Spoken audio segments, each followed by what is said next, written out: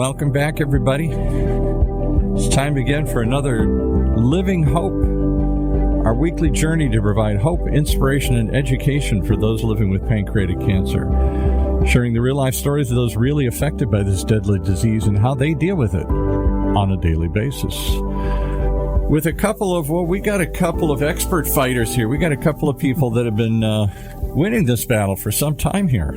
Roberta Luna is one of them. Welcome, Roberta. Thank you. It's nice to be back this week and good to see everybody. And yeah, today I'm really excited. We have Christina Parrish with us. Christina was diagnosed in 2008 with stage 4 pancreatic cancer and describes herself as a Sur-Thriver. Christina is also the founder of the Purpleirisfoundation. I'm doing the same thing because Paul's wearing a shirt that says Ireland. I'm wearing a shirt that says Ireland. She's saying Irish the whole time. I thought it's an Irish foundation. No, it's an iris, like the flower. Okay. So sorry. Please be sure to correct me. I love that you describe yourself as a Sur-Thriver. How do you describe a Sur-Thriver? What is that exactly? Well, I consider myself somebody that strives to thrive every day, but I survived something that, you become a survivor the moment you're diagnosed in my brain, because you're surviving. But when you have long-term survivorship, I think it's important to realize that you're thriving, no matter the struggles you have, but it's all in your mindset and, how you think about yourself. And Sur-Thriver, I think, kind of gives the best of both worlds. Yeah, I have to agree with you. I might have to steal that. You totally can. I think it's something that we as long-term Sur-Thrivers, we are thriving because we know what it's like to be in the mix, so to speak, of battling every day. But, you really have to be able to survive long-term. I think you have to start thinking of yourself as somebody that's thriving because you've made it through to the other side, and we need to celebrate those victories in whatever way we can. And so the way I call myself is it's more positive to me. So no, and I totally agree. And we need that positivity, sometimes to get through this because it's unfortunate. And I really love that you say that, you were a survivor from the moment you're diagnosed. A lot of people don't feel that way, but that is the definition of a survivor as far as dealing with pancreatic cancer. So amen. It's important to not say, everybody gets that gloom and doom that, I was told I was going to die in 6 months, and I just found that totally, it wasn't okay. And so I had to kind of throw myself into a mindset that helped me just deal with the fact, oh my God, people are telling me I'm going to die. It was fight or flight, and the positivity mojo took over, and I credit that for still being here, really. Yeah, and I think you have to look whatever that positivity is each day, just the fact maybe you were able to get out of bed, let that be your positive, because it is difficult when they tell you, go home. My doctor, the worst thing, but the best thing he did say was go home and put your house in order because you're not going to be here next year. That made me decide, no, I'm going to be here next year. Right? I'm glad to hear that because that's exactly what I said. I'm like, I'm only got till Christmas. I don't get that. It didn't register, and then it made me angry, and then it just made me want to beat it because if somebody tells me I can't do something, then I'm just going to show them, and that's kind of the attitude I took on. It took me a few weeks after some denial, but to get on that train. But you have to. You can't. For me, I just couldn't sit there and just die. It wasn't an option. Yeah, I agree. I think we're a lot alike. I'm the same way. You tell me I can't do something, I'm going to go do it just because you told me I couldn't, right? Well, it's funny because I've been talking a lot about mindset, and people have asked me about my mindset during cancer, and they're like, well, how do you stay so positive? And I'm like, well, how do you not? I said what I was doing wasn't working, so why not, just I'm surviving. And I think it's your own journey, so you get to describe it however you want. I tried to not listen to the people telling me I couldn't and just do what I know I could do. And that was the only thing I could do, was find the right place for me to go for treatment that took care of my entire beingness. Yeah, exactly. So do you want to share with us how your journey, actually how you began? Because it is very interesting, I think. So probably about 5 or 6 years before I was diagnosed, I started having chronic stomach issues, digestive issues, from eating to, all realms of it. And I just thought it was stress. So I started popping Tums, and, it started getting worse and worse. I dropped, I think in the first year of having these issues, I dropped like 60 pounds. I was barely 100 pounds soaking wet. And I was at work. I was a workaholic. I worked 80 hours a week. So I just chalked it up to stress. And finally at work, I was sitting there and I just started crying. I felt so bad. I felt like I was dying. And I told my boss, I said, I'm not going to be in tomorrow.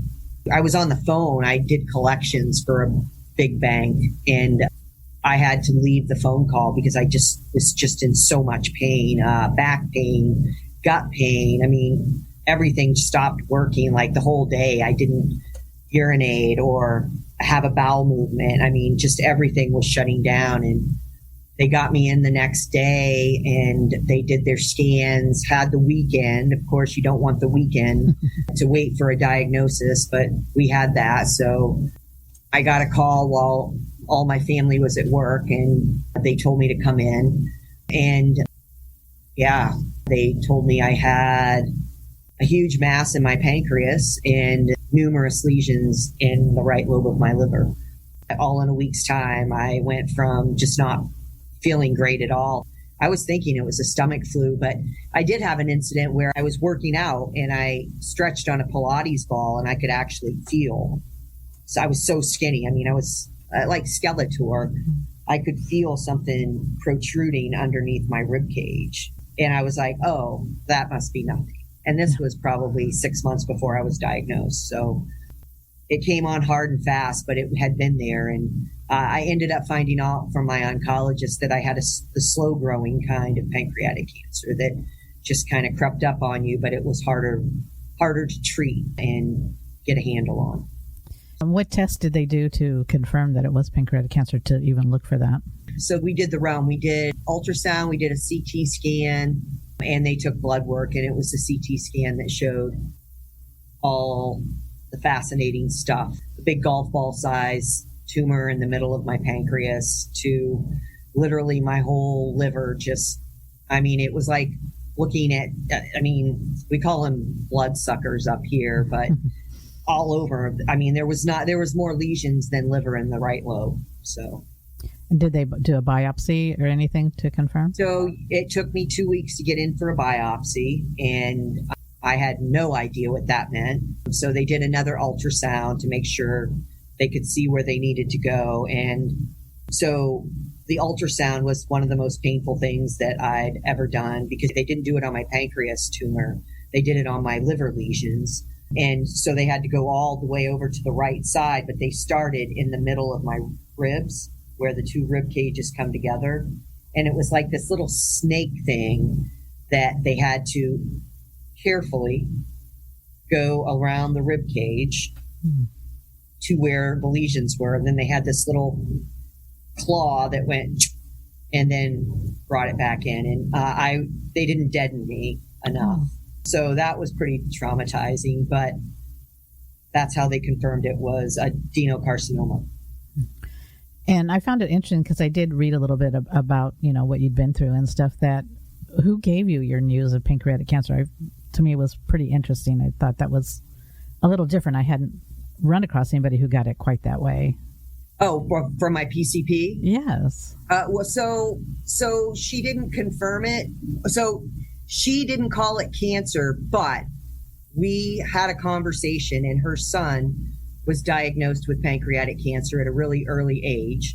And she's like, Chris, and I told her to be frank with me. I'm like, what is it? I said, because you're telling me it's a mass. And she's like, it's probably for the most part cancer. And I had been seeing her for 20 years.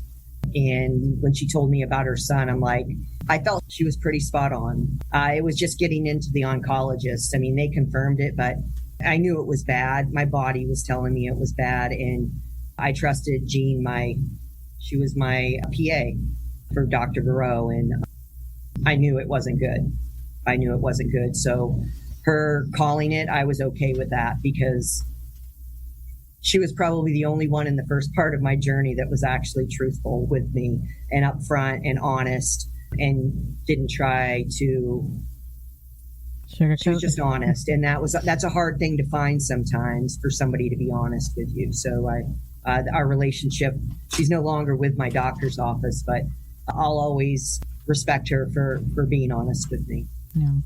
And as far as the treatment, was your tumor, was it operable, or did you have to start chemo? What was your treatment? So no, I opted for no treatment up here in Maine. We're rural. Maine, all of Maine is pretty rural, even though most people say it's not. But so I knew that at the time in 2008, Jimzar Tarceva was the cocktail of choice, the only standard of care.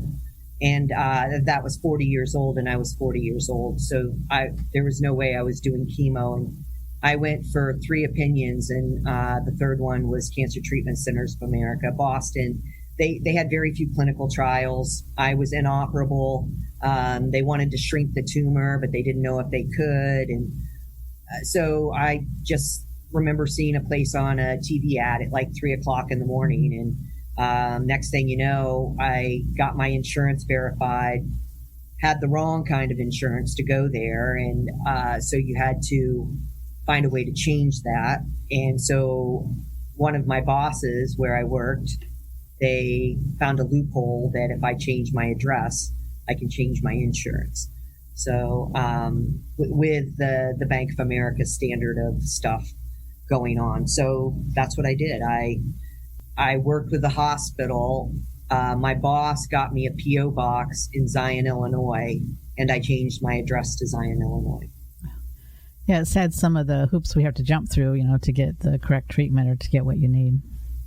You got to do what you got to do. Yeah. This was something that I was forever grateful. I call the people I worked with, they still are my guardian angels because they move mountains for me. And I can't say enough about between fundraisers and people just taking care of me, whether it was financially or just making things happen like that. I mean, between that and the community I lived in of Hamden, Maine, and my family, and just my best friend, everybody just came together to literally move mountains so I could get where I needed to go. Well, I'm happy to hear that. And I think we must have seen that same commercial because I remember seeing the commercial. I think it was with the Peggy Sur-Thriver Kessler. Peggy. Yes, exactly. On the horse, right? Riding the horse. Yes, yes. I actually got to meet her. Unfortunately, she passed away a couple years ago, yes. But she is still a rock star in my heart because she gave me hope even before I knew I had anything wrong with me. So. Yeah, I agree. I got the opportunity to meet her as well. And you did? Yeah, right. People called us Mutt and Jeff because she was so much taller than I was. So, yeah. She would use me for her little elbow rest or something. Yeah, there you go. So what That's was, great. Yeah, she was a wonderful person. And I, again, miss being able to speak with her as well. So tell me a little bit about your treatment there because their treatment is different than what you will get at a lot of other places. Well, yes, back then when I started, yes. So I did what was called, I did standard chemotherapy, which was FUDR with leucovorin, which was, that's what my standard treatment was. But I did a clinical trial called intra-arterial therapy, which is like a heart catheter. And I was strapped down. So instead of going to my heart, it went to my pancreas and liver, and it shot I believe it was 40 times the amount of chemo directly into the organs while the body only got normal chemo. So the organs, it was like a directed therapy, a targeted therapy, which I didn't know about then. But it was something that CTCA was doing in partnership with MD Anderson. And you had to have certain qualifications to get it. And one was no chemo. So I waited for 2 months to get my chemo. And so I started out on the intra-arterial therapy. And that was a 15-hour therapy where you just strap down and it just circulates in your body.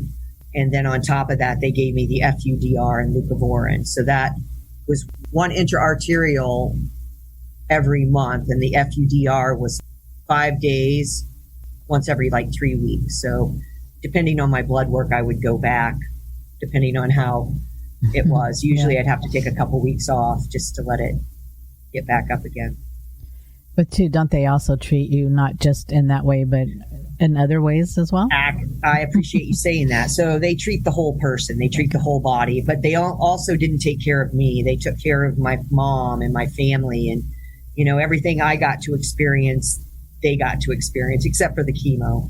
And so while I was doing my 5 hours a day, my mom was doing mindful beating and things like that. And I have a naturopath, a nutritionist, mind-body therapist, which I've transitioned to more at home now because I'm here more.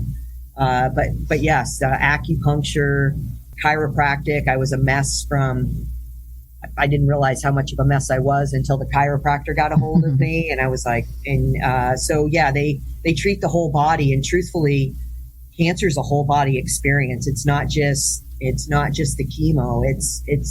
It's a lot of mental. For me, it was a lot of mental stuff to work through every day. It is the good days and the bad days. So it's good to have something that's there. And I know once I added, the natural to my own treatment, it seems like it made a big difference. I mean, my last chemo was in 2018, and it's because I went to, a holistic doctor, and they worked together with my traditional, which I was very thankful for. So it's an amazing partnership, and I wish more oncologists and doctors and stuff would realize that there's a great partnership in pairing these two, because if somebody's like, oh, well, I had a slew of supplements that I'm still on. We just transitioned to different stuff because I'm 14 years older, but they always keep track of me and they always give me what I need. And this is on the natural terms. This isn't a prescription drug. And, still it gives me optimum health, still to this day. And I just wish more people would understand the good partnership that the two things have. Exactly. So you still have your tumor, correct? Or no. So I have some lesions in my liver, but they don't light up with a PET scan. But my pancreas, I had probably, what was it when I stopped treatment? I think it was like a centimeter I had left. And when I went on a chemo holiday in like January of 2012, they're like, you're not having chemo for 6 months. And I was like, what?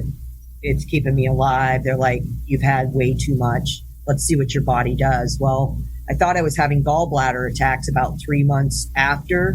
It was my pancreas shriveling up. So so the only thing that's active that you can see is the literal head of my pancreas, and the rest just looks like a pancake. But the centimeter mass is gone too. It all so it's like dead weight in there. Wow. She still works, just differently, right?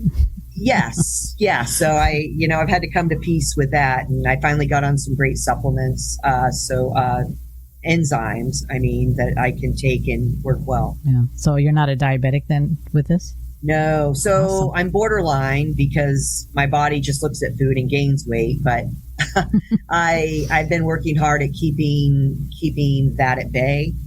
Because I know once you go on stuff, you're usually on it for life. So I'm keeping that at bay as much as I can. Good. Yeah. And I'm doing the same because I still have mine as well. So you have to kind of keep it at bay, right? And just, you do. It's a fine dance once in a while of, they're like, we really want to put you on stuff. And I'm like, let me get it down. I know I can do it. Yeah. So, it's a nice partnership that I have with my primary care doctor and out at CTCA as well. But yeah, it's something most people assume that you're diabetic, but if you really watch your diet, you can really keep that at bay for the most part, right? Right. For the most part, yeah. Well, I really want to talk to you more about everything that you've been through, but I also want to bring up before we have to go your foundation that you started and what you're doing. So could you give us a little bit of information on that and how we can contact you as well?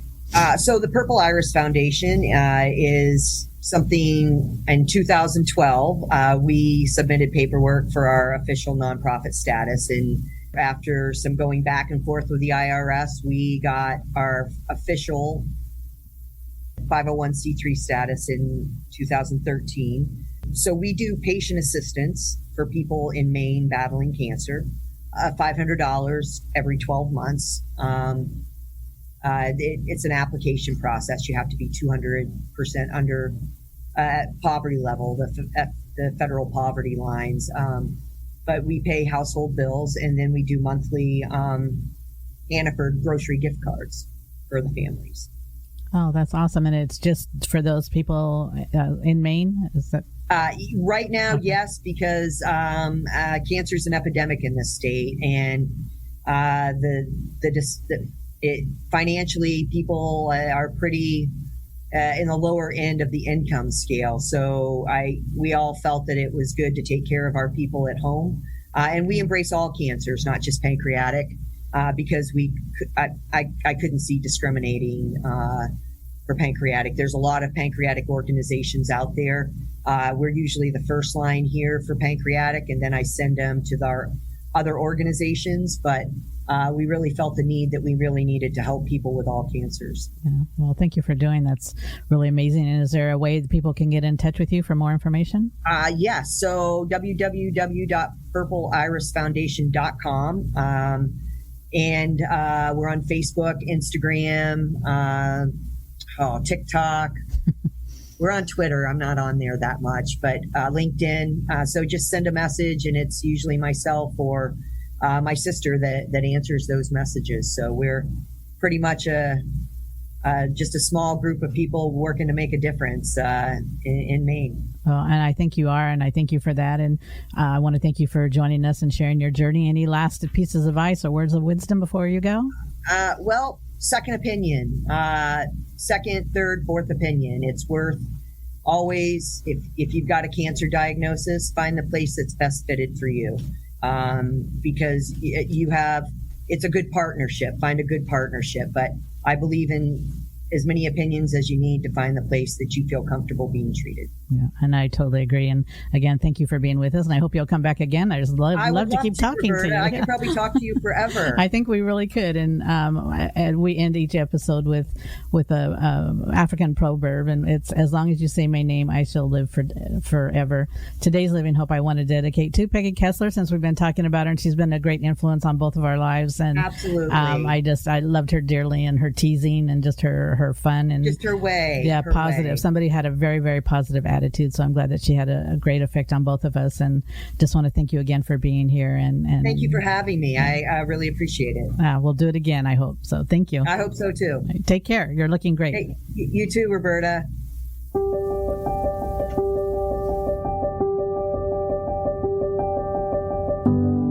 Well, there you have it. Another great reason to tune in each and every time to our weekly journey that we call Living Hope, designed to provide hope, inspiration, and education for those living with pancreatic cancer, sharing the real-life stories of those really affected by this deadly disease and how they deal with it on a daily basis.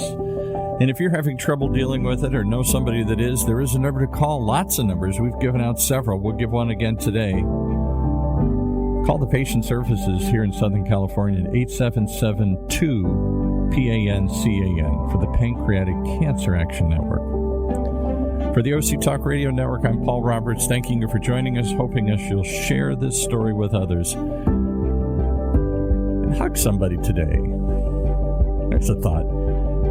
Join us again next week as we stream live from the University of California Irvine's Beale Applied Innovation Center.